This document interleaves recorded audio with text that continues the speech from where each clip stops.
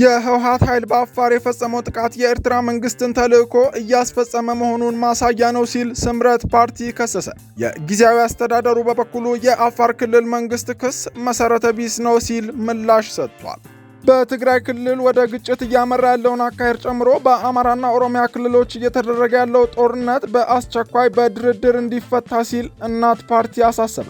ሰላም ጤና ይስጥልን ውድ የኢትዮጵያ ሪፖርተር ዩቲዩብ ቻናል ተከታታዮች፣ ለወቅታዊና ትኩስ መረጃዎች የኢትዮጵያ ሪፖርተር ዩቲዩብ ቻናል ቤተሰብ በመሆን ላይክ፣ ሰብስክራይብ እና ሼር እንድታደርጉ እያስታወስን የሰዓቱን አበይት ጉዳዮች ኢሊያስ ክፍሌ ያስደምጣችኋለሁ። አብራችሁን ቆዩ። በውጭ ሀገር የምትኖሩ ኢትዮጵያውያን እና ለዓለም አቀፍ ተጓዦች ሁሉ ወደ ውድ ሀገራችሁ ለረፍትም ሆነ ለሥራ ጎራ ስትሉ ባንካችን ከእሁድ እስከ እሁድ በሁሉም የሀገሪቱ አካባቢዎች የሚያገለግሉ ኤቲኤሞችን አዘጋጅቶ ይቀበላችኋል። በውጭ ሀገር ቪዛ፣ ዩኒየን ፔይ አሊያም ማስተር ካርዳችሁ በመላው ኢትዮጵያ ያሻችሁን በእጃችሁ በሸመታ ጊዜም ቢሆን በፖዝ ማሽኖቻችን ስትገለገሉ ግብይታችሁ አልጋ ባልጋ ነው። ምስጉን በሆነው አገልግሎታችን ገንዘቦን በፈለጉት ጊዜ ያገኙታል።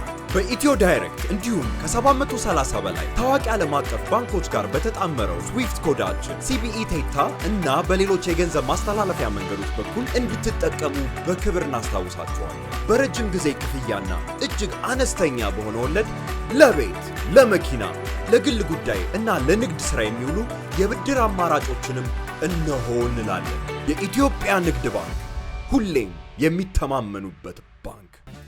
በትግራይ ክልል ወደ ግጭት እያመራ ያለውን አካሄድ ጨምሮ በአማራና ኦሮሚያ ክልሎች እየተደረገ ያለው ጦርነት በአስቸኳይ በድርድር እንዲፈታ ሲል እናት ፓርቲ አሳሰበ።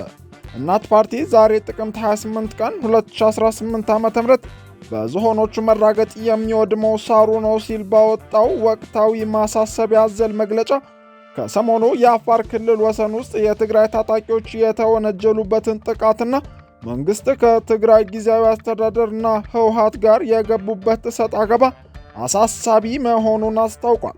እናት ፓርቲ ጥቅምት 24 ቀን 2013 ዓ.ም በሰሜን እዝ ላይ የተሰነዘረውን ጥቃት ተከትሎ የፌዴራል መንግስቱና የትግራይ ክልል የገቡበት ጦርነት የኤርትራን ጣልቃ ገብነት በማከል አብዛኛውን የአማራ ክልልና የአፋር ክልል በማቀፍ ከባድ ሰብአዊና ቁሳዊ ጉዳት ማስከተሉን በማስታወስ ጦርነቱ የተፈታበት ፕሪቶሪያ ስምምነት ለኢትዮጵያ ሕዝብ በአግባቡ ግልጽ ያልተደረገ በመሆኑ የጦርነቱ አጀማመርና ዳራ እንዲሁም የተቋጨበት መንገድ ሕዝቡ ያላወቀውና ታሪክ ነገ የሚገልጠው ነው ብሏል። ቢሆንም ግን ስምምነቱ ጦርነት ማቆሙ፣ ሕዝቡ የጠመንጃ ድምፅ ከመስማት ማዳኑ እንዲሁም ዕለት ተዕለት የሚረግፍ ሕይወት መቅረቱ የሚካድ አይደለም ሲል ፓርቲው አክሏል። ቀደም ሲል በኦሮሚያ ክልል ይካሄድ የነበረው ጦርነትና ኋላም በአማራ ክልል የተጀመረውና እስከ ዛሬ ድረስ አድማሱን አስፍቶ ክልሉን በሙሉ ሸፍኖ የቀጠለው ጦርነት የትግራይ ክልል ጦርነት በተቋጨበት የጠረጴዛ ዙሪያ ድርድር በገለልተኛ አገርና አደራዳሪዎች እንዲፈታ የተደረጉ ጩኸቶች ሰሚ በማጣታቸው የእርስ በርስ ጦርነቱ አሁንም ቀጥሎ ይገኛል ሲል እናት ፓርቲ ገልጿል። ይህ በእንዲህ እንዳለ በፌዴራል መንግስትና በትግራይ ጊዜያዊ አስተዳደር እንዲሁም ህወሓት መካከል የቀጠለው እሰጥ አገባ ከቅርብ ጊዜያት ወዲህ ዙሩ ከሮ በትግራይ ክልል አዋሳኝና የአፋር ክልል የጦርነት አደጋ አንዣቧል ያለው መግለጫው በሁሉም አቅጣጫ ዘራፍ የሚል የጦርነት አታሞ በመደለቅ ላይ ይገኛል ሲል አሳስቧል። በአፋር ክልል የተወሰኑ ቀበሌዎች በግጭት በርካታ ወገኖች መፈናቀላቸውንና በወልቃይትና አዋሳኝ አካባቢዎችም ተመሳሳይ ጉሰማዎች እየተስተዋሉ ነው ብሏል እናት ፓርቲ። ፓርቲው ከዚህ መሰል ግጭት ኢትዮጵያ አትራፊ ሳትሆን ከሳሪ እንደሆነችም ነው ያሳሰበው። በሁለቱም ወገኖች ያሉ ባለስልጣናት የጦርነት ፉከራና ቀረርቶ ሲያሰሙ የሞት ድግሱ እናት ጥሬ ቆርጥማ ልጄ ነገ ሰው ያሳልፍልኛል ብላ ተስፋ ለጣለችበት ወጣት እንጂ ከጦርነት ማግስት ምንም ያልተፈጠረ ያህል ሻምፓኝ ለሚራጩ ባለስልጣናትና ለጦር መሪዎቹ እንዲሁም ለልጆቻቸው እንዳልሆነ እሙን ነው በማለትም ፓርቲው ገልጿል። በእንደዚህ አይነት የጦርነት ጠመቃ ዝሆኖቹ ሲጣሉ የሚጎዳው ሳሩ ነው እንዲለው ተጠቂውና የጦርነቱ ሰለባ የሚሆነው ለዓመታት የመከራ ሕይወት እየገፋ ያለው ሕዝብ ነው በማለትም አሳስቧል። የተደቀነው መራር እውነት ማቅ ለብሳ ዓመታት ያሳለፈች የትግራይ የአማራና የአፋር እናትን ብሎም መላው ኢትዮጵያን ዳግም ማቅ የሚያለብስ እንደሆነ ህዝባችንም ዓለምም እየታዘበ ነው ያለው እናት ፓርቲ የመጀመሪያዋ የአብሪ ጥይት ተኩስም ኃያላኑን ጭምር ጎትታ የማስገባት አቅም ያላት የማያባራ እሳት ለኩሳ የማለፍ ዕድል እንዳላት መገንዘብ ያስፈልጋል ሲል አሳስቧል። እናት ፓርቲ ሁሉም ወገኖች ቆም ብለው የያዙት መንገድን እንዲፈትሹና ከደም አፋሳሽ ጦርነት እንዲታቀቡ በትግራይ ክልል ወደ ግጭት እያመራ ያለውን አካሄድ ጨምሮ በአማራና በኦሮሚያ ክልሎች እየተደረገ ያለው ጦርነት በአስቸኳይ በድርድር እንዲፈታ ዓለም አቀፉ ማህበረሰብና መላው ኢትዮጵያውያን በተለይም ወጣቶችም ጦርነት በቃን እንዲሉ በማለት ጥሪ አቅርቧል። የአፋር ክልል መንግስት ጉጅሌው ሲል የጠራው የህወሓት ቡድን ከትላንት በስቲያ በክልሉ ወሰን ውስጥ በመግባት 6 መንደሮችን በጉልበት መቆጣጠሩንና ንጹሃንን በሞርታርና በዙ 23 መደብደቡን በመግለጽ የሽብር ተግባሩን በግልጽ ጀምሯል በማለት ማስታወቁ ይታወሳል። ስማርት ቴክኖሎጂ በመታገዝ የፊት ገጽን ወይም የጣት አሻራን በመጠቀም በራስ አገዝ አገልግሎት ወይም በባንካችን ሰራተኞች ታግዘው ሂሳብ መክፈት፣ ገንዘብ ገቢ ወጪ ማድረግም ሆነ ሌሎች ፈጣንና ደህንነቱን የጠበቀ የተሟላ የባንክ አገልግሎቶች ያገኛሉ። አቢሲኒያ የሁሉም ምርጫ። ህወሓት የአፋርን መንገድ በመዝጋት እንደ መደራደሪያ የመጠቀም እቅድ አለው ሲሉ አቶ ጌታቸው ረዳ ገለጹ።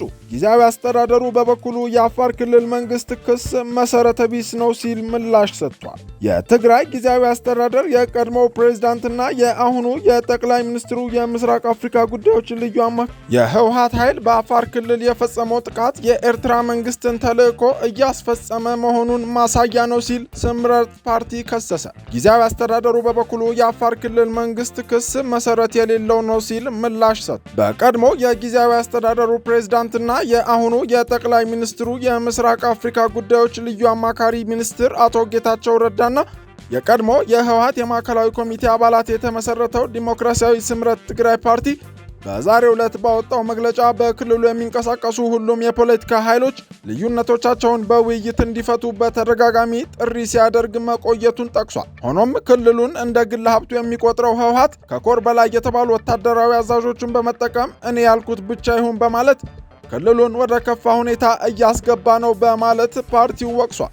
ከዚህ ባለፈም ህዝቡን ከጨፈጨፈው፣ ቤተ እምነቶችን ካጎደፈውና የክልሉን ሀብት ከዘረፈው የኤርትራ ጦር ተልዕኮ በመቀበል ዳግም ጦርነት አውጇል በማለትም ወንጅሏል። ጥቅምት 23 ቀን 2018 ዓ.ም የፖለቲካ ፓርቲዎችን፣ የሃይማኖት አባቶችና የሀገር ሽማግሌዎችን ተማጽኖ ወደ ጎን በማድረግም በደቡብ ትግራይ ዞን ወጀራትና ራያ አዘቦ ወረዳዎች ውስጥ በሚገኘው የነፃ መሬት ታጣቂዎች ላይ ተኩስ መክፈቱን የገለጸው ስምረት ፓርቲ በወቅቱ ባደረሰው ጉዳት ባለመጸጸት ጥቅምት 26 ቀን 2018 ዓ.ም የአፋር ክልል 6 ቀበሌዎችን በኃይል ተቆጣጥሯል ብሏል። ይህም የኤርትራ መንግስትን ተልዕኮ እያስፈጸመ መሆኑን ማሳያ ነው በማለትም ነው ፓርቲው የወነጀለው። ከአፋር ህዝብ ጋር የተጀመረውን የህዝብ ለህዝብ ግንኙነት በማበላሸት ህዝቡን አጥፍቶ ለማጥፋት ያለመ አካሄድ እየተከተለ ነው በማለትም ከሷል። የኤርትራ መንግስት ጦርነትን በሩቁ ለማስቀረት ትግራይን የጦርነት አውድማ ለማድረግ እየታተረ ነው በማለትም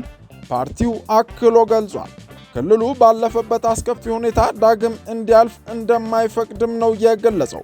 የትግራይ ክልል ጊዜያዊ አስተዳደር በበኩሉ የአፋር ክልል መንግስት ያቀረበው ክስ መሰረተ ቢስ እንደሆነ ገልጾ አንዱን አካል መርጦ በመደገፍና በመቃወም አሊያም ደግሞ በአንደኛው ጀርባ በመታዘል ትግራይን የጦርነት አውድማ ለማድረግ የምትጥሩ ያላቸውን ነገር ግን በስም ያልጠቀሳቸው አካላት ከድርጊታቸው እንዲቆጠቡ አስጠንቅቋል። አስተዳደሩ ትግራይን የጦርነት አውድማ ከማድረግ ባለፈ የተለያዩ ምክንያቶችን በመጠቀም በውስጣችን ጥርጣሬና አለመተማመን እንዲሰፍን ትዕዛዝ በመስጠት አሉታዊ ሚና የምትወጡ ያላቸውን አካላትም ከተግባራችሁ ተቆጠቡ ብሏል።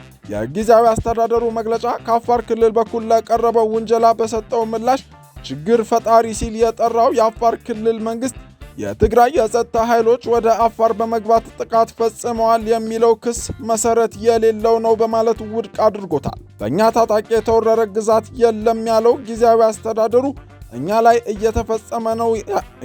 እየተፈጸመ ነው ያለው ተግባር የሁለቱን ጎረቤት ህዝቦች ዘላቂ ሰላምና ወንድማማችነት የማይመጥን ነው በማለት ገልጾታል። በተለይ ሰብል በሚሰበስቡበት በዚህ ወቅት እንዲህ አይነት ነገር መቅረቡ የትግራይን ህዝብ ለመጉዳት ታልሞ የተደረገ የክፋት ተግባር ከመሆን ውጪ ሌላ ዓላማ ይኖረዋል ብለን አናምንም በማለትም ጊዜያዊ አስተዳደሩ ኮንኗል። ለፌዴራል መንግስት ደግሞ የፕሪቶሪያ ስምምነት በተገቢው መንገድ ተፈጻሚ ባለመሆኑ ሊኖር የሚገባው ሰላማዊ ሂደትና መተማመንን ከመጉዳት አልፎ ሰላም ወዳዱ ህዝባችን ስቃይና መከራ እንዲቀጥል የሚያደርግ በአጠቃላይ ሊኖር ስለሚገባው ሰላማዊ የፖለቲካ ትግል የሚያደፈርስ አሉታዊ ውጤት እንደሚኖረው ግልጽ ነው። ከዚህም ባሻገር የኢትዮጵያና ቀጠናው ሰላምና መረጋጋትን የሚያውክ ላልተፈለገ ሌላ ዙር ውድመት የሚጋብዝ የጥፋት ጉዞ ነው ሲልም አስጠንቅቋል። የፕሪቶሪያ ስምምነት ሳይውል ሳያድር እንዲፈጸም፣ የትግራይ ህገ መንግስታዊ ወሰን እንዲረጋገጥ፣ ህዝቦች ደህንነቱ ተጠብቆ ወደ ቀያቸው እንዲመለሱ፣ ከዚህም በተጨማሪ የትግራይን የውስጥ ችግሮች በማባባስ ትግራይን ለማዳከም እየተደረገ ያለው እንቅስቃሴ እንዲታረም በሰከነ መንገድ ዘላቂ መፍትሄ ወደሚያመጣ የሰለጠነ ውይይት እንዲገባ በማለትም ጥሪ አቅርቧል። የተወደዳቸው የኢትዮጵያ ሪፖርተር ዩቲዩብ ቻናል ተከታታዮች ለሰዓቱ የያዝናቸው ወቅታዊ መረጃዎች ያደመጣችኋቸውን ይመስላሉ። ለፈጣን መረጃዎች የኢትዮጵያ ሪፖርተር ዩቲዩብ ቻናል ቤተሰብ በመሆን ላይክ፣ ሰብስክራይብ እና ሼር እንድታደርጉ እናስታውሳለን። መልካም ጊዜ